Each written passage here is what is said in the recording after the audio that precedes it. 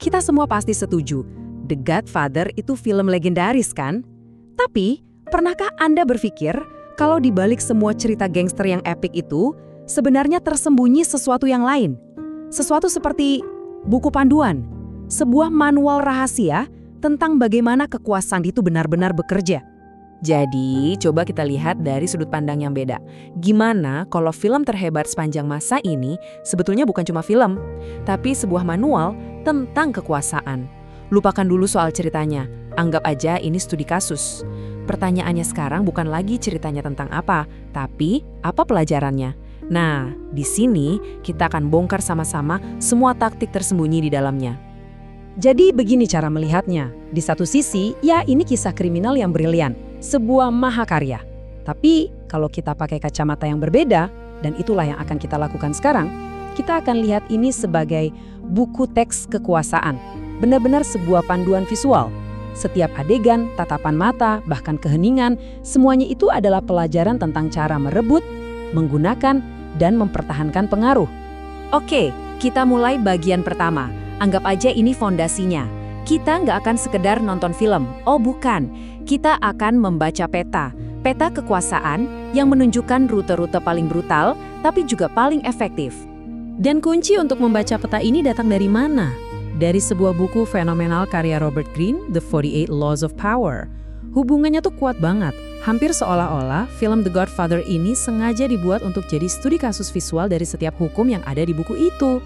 Nah, buat yang mungkin belum familiar, The 48 Laws of Power ini intinya adalah rangkuman strategi kekuasaan selama 3.000 tahun. Semua dia ambil dari pemikir-pemikir hebat kayak Machiavelli sampai Sun Tzu, kebijaksanaan para jenderal, negarawan, para ahli strategi. Semuanya disaring jadi 48 hukum abadi. Dan coba tebak, The Godfather itu ibarat panggung raksasa, tempat semua hukum ini dipentaskan secara nyata. Baiklah, sekarang kita masuk ke aturan main yang pertama. Ini adalah fondasi dalam hierarki kekuasaan manapun, yaitu cara mengelola orang-orang yang posisinya di atas kita. Tunggu dulu, kedengarannya aneh, ya kan? Bukannya kita diajarkan untuk selalu jadi yang terbaik? Nah, disinilah letak kejeniusannya. Ini bukan soal jadi biasa-biasa aja, bukan. Ini soal membuat atasan Anda merasa jadi yang paling hebat. Ini semua permainan persepsi, supaya Anda bisa maju tanpa membuat mereka yang di atas merasa terancam atau iri. Dan film ini, wah ini contoh sempurnanya. Coba perhatikan deh cara semua orang memperlakukan Don Corleone. Itu bukan sekedar rasa takut loh, itu adalah penghormatan yang halus. Mereka memberikan pujian, menunjukkan rasa hormat untuk menjaga egonya. Dan saat mereka terlihat menahan diri, itu bukan berarti mereka lemah loh, sama sekali bukan. Itu adalah kerendahan hati yang diatur. Sebuah manuver cerdas untuk membangun pengaruh pelan-pelan tanpa dianggap sebagai ancaman. Oke, dari aturan soal atasan, kita pindah ke senjata yang paling ampuh tapi sering banget diremehkan dalam permainan kekuasaan, yaitu kesabaran. Ingat ini, di dunia The Godfather, diam itu bukan emas, diam itu adalah senjata. Diam bukan berarti lemah, diam berarti lagi menghitung langkah. Poin kuncinya di sini adalah, ini bukan sembarang sabar. Ini adalah kesabaran yang diperhitungkan. Sebuah strategi jangka panjang buat membangun loyalitas dan memperkuat kekuasaan. Contoh paling jelas, Michael Corleone, pas ayahnya ditembak. Apa dia langsung ngamuk balas dendam? Enggak, dia menunggu, mengamati, merencanakan. Dia menunggu momen yang paling tepat untuk bergerak. Justru kesabarannya itulah yang jadi senjatanya yang paling mematikan. Ada kutipan bagus yang nyambung banget sama ini. Jangan terburu-buru.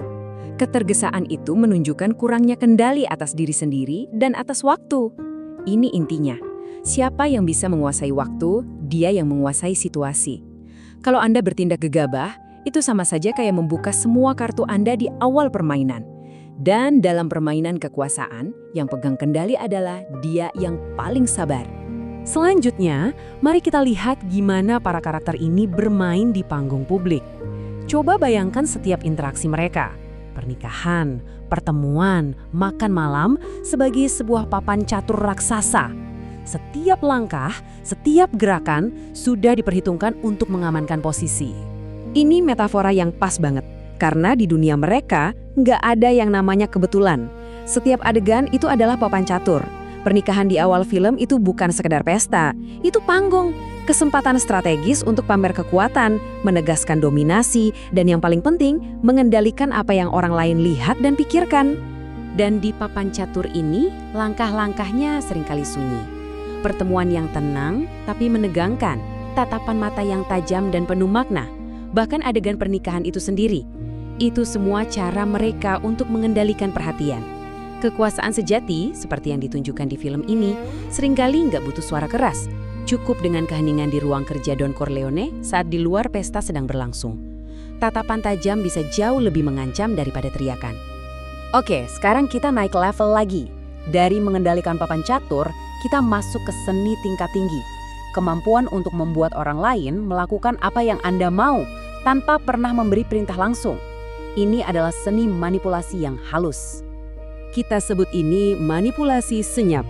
Kekuatan di sini bukan lagi soal otot atau kekerasan, tapi soal tindakan cerdas yang menggiring orang lain ke kesimpulan yang Anda inginkan.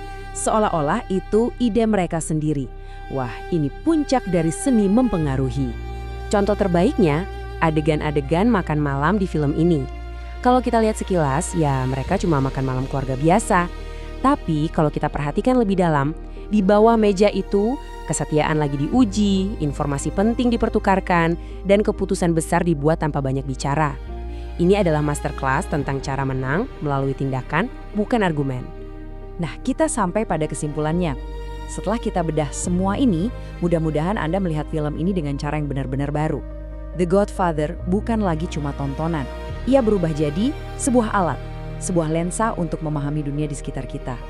Karena begini, film ini pada dasarnya mengubah ambisi dan perebutan kekuasaan manusia jadi serangkaian taktik yang bisa kita amati. Dan taktik-taktik ini ada di mana-mana, di dunia politik, di dunia bisnis, bahkan dalam kehidupan sehari-hari. Kerendahan hati yang diatur di kantor? Ada. Kesabaran yang diperhitungkan saat negosiasi? Pasti. Film ini hanya memvisualisasikannya dengan begitu gamblang. Jadi, setelah nonton bahasan ini, saya mau tinggalkan Anda dengan satu pertanyaan. Besok, saat Anda beraktivitas lagi, manuver kekuasaan apa yang akan Anda sadari terjadi di sekitar Anda? Bisa di kantor, di lingkungan pergaulan, di mana saja. Karena permainannya selalu ada. Bedanya, sekarang Anda tahu cara melihatnya.